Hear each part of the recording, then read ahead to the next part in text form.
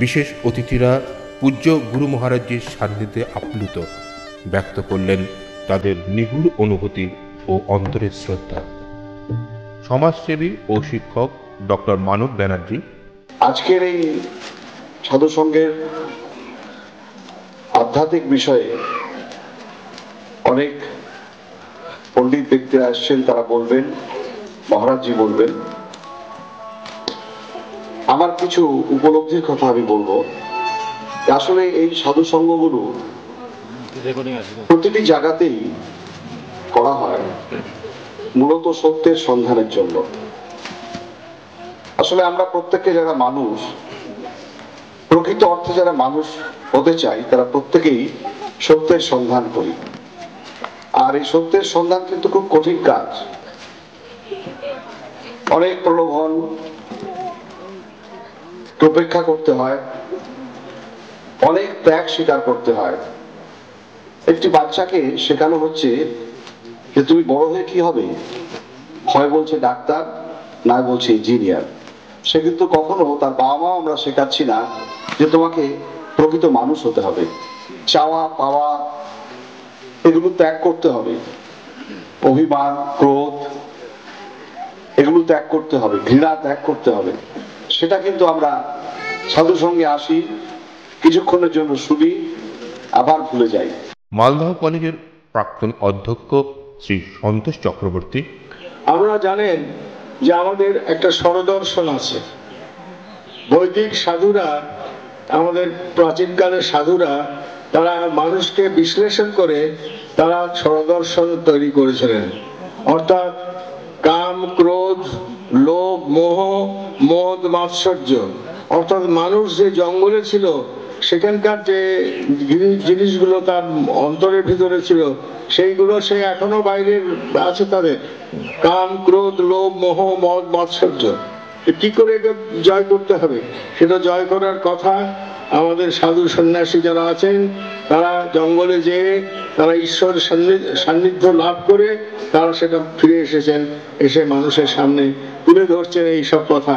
কি করে আমরা কাম জয় করব, কি করে আমরা লোভ জয় করব, লোভের কথাটা মানব বলছিল। এই যে স্বরদর্শন আমাদের শাস্ত্র, এই স্বরদর্শন আমাদের শিখিয়েছে যে আমাদের এই সব লোভ মোহ মদ মাৎসর্যকে জয় করতে হবে। এবং এটা কারা করতে পারেন? যারা প্রকৃতির কোলে আশ্রয় নিয়ে, যারা গভীর হিমালয়ে চলে যেয়ে এবং সেখানে মানুষ ঈশ্বরের সান্নিধ্য লাভ করে তারা এই কাজ লাভ করেছেন। আমাদের মহারাজ তিনি একদিন সংসার ছেড়ে চলে গেলেন এবং কোথায় গেলেন জানা নাই, কিন্তু তিনি ফিরে এলেন। ফিরে এসে আমাদের সামনে তার যে জীবন আদর্শ সেটা তুলে ধরতে চেষ্টা করছেন। কি সেটা? যে আমরা যেন লোভ মোহ মদ মাৎসর্য এগুলোকে পরিহার করি এবং তার শিক্ষা, তার যদি আমরা ভগ্নাংশ মাত্র গ্রহণ করতে পারি তাহলে আমাদের যে স্বরদর্শনের যে সত্যিকারের বাণী, সেই বাণীটা আমরা উপলব্ধি করতে পারবো। প্রখ্যাত চিকিৎসক ডক্টর আর সাহা, কিছু মানুষ আছেন যারা আনুষ্ঠানিকভাবে মহারাজজির কাছে এবং এই সাধন সঙ্গ আশ্রমে সমর্পিত। আবার আমাদের মতো কিছু লোক আছে যারা আনুষ্ঠানিকভাবে সমর্পিত না হলেও মনের দিক থেকে আমরা সমর্পিত।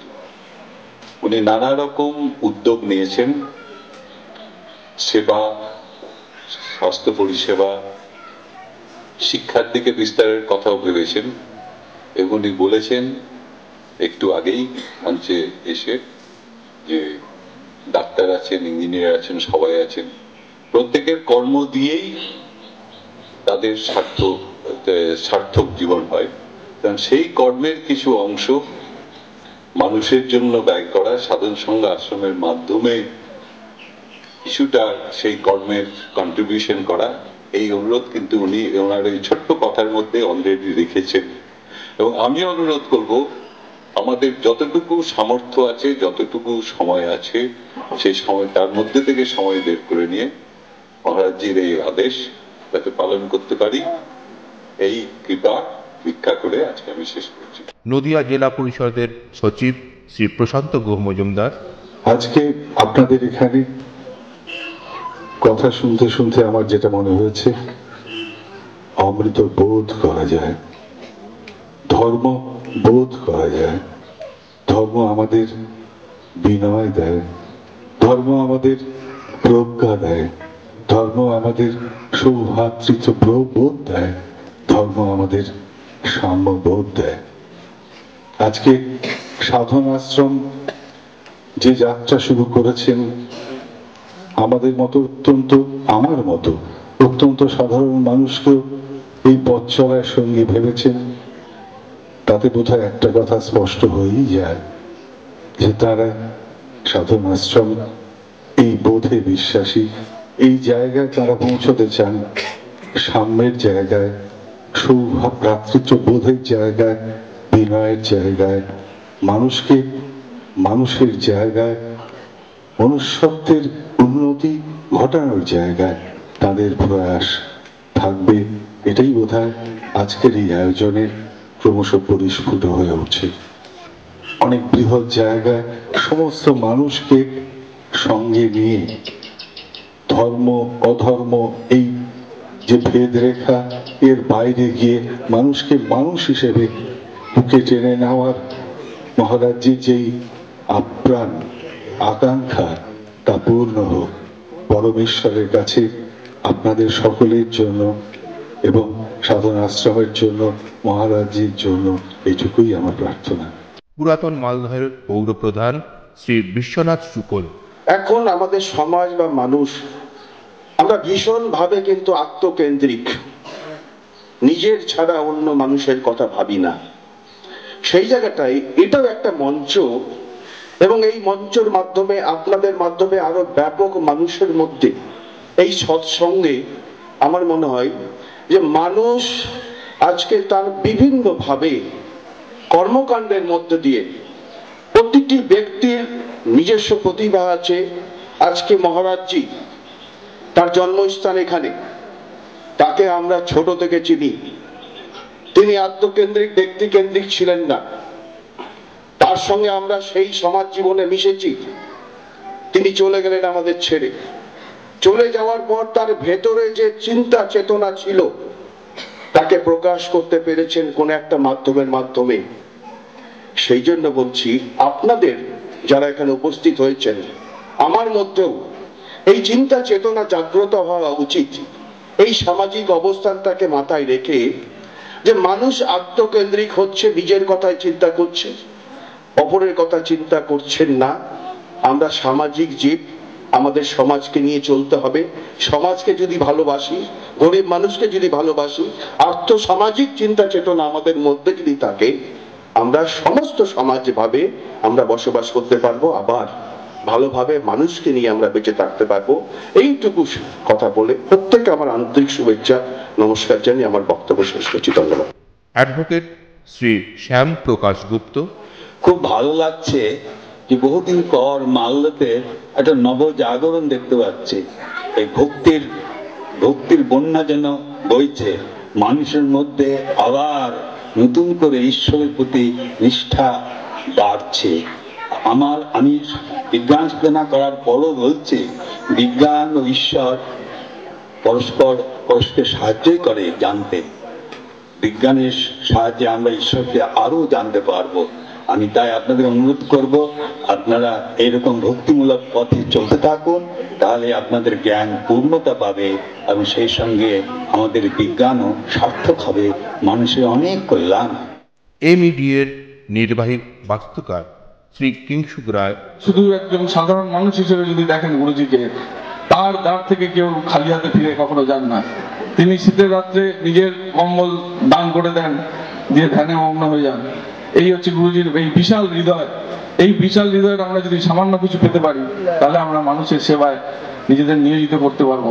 এই শিক্ষা থেকে আমরা এই যে ব্যবস্থা আজকে গুরুজির আদেশে, গুরুজির ইচ্ছাতে আমরা করতে পেরেছি, তার জন্য আজকে আমাদের যে আনন্দ হচ্ছে, যে নিঃস্বার্থ সেবার মধ্যে যে আনন্দ, সেই আনন্দটা পরমেশ্বরের দেওয়া আনন্দ। কারণ তিনি সচ্চিদ আনন্দ স্বরূপ।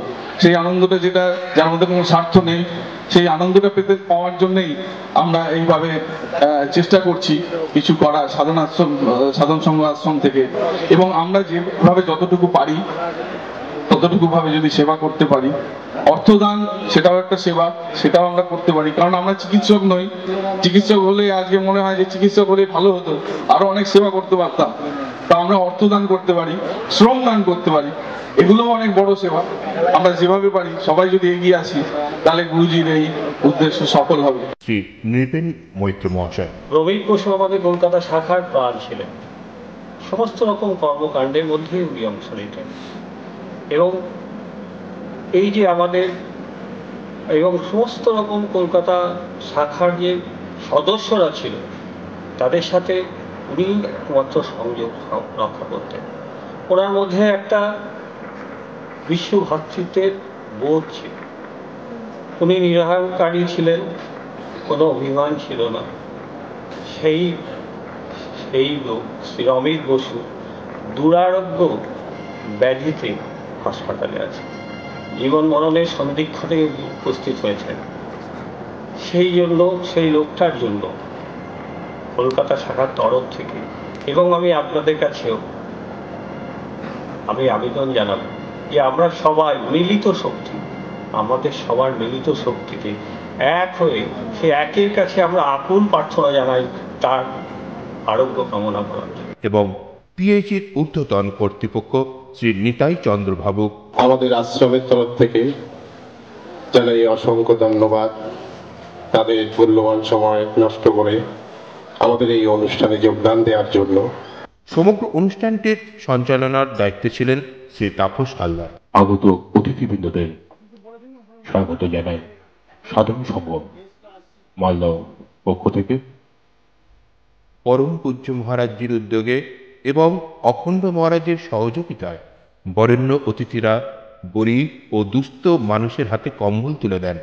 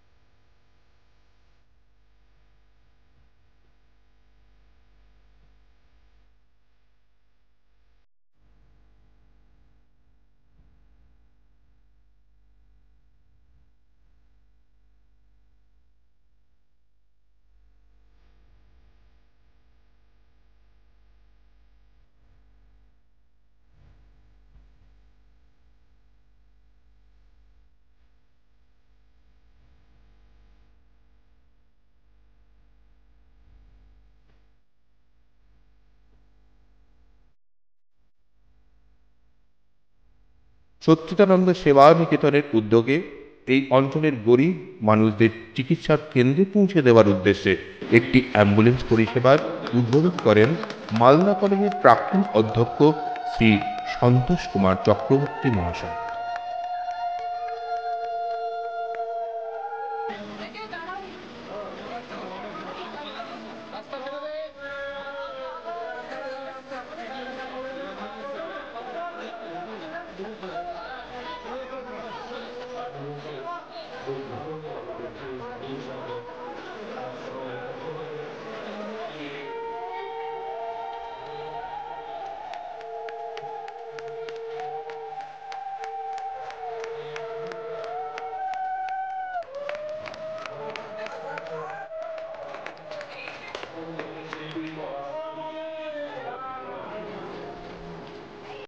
অন্যদিকে গরিব মানুষদের জন্য চলতে থাকে স্বাস্থ্য পরীক্ষার শিবির।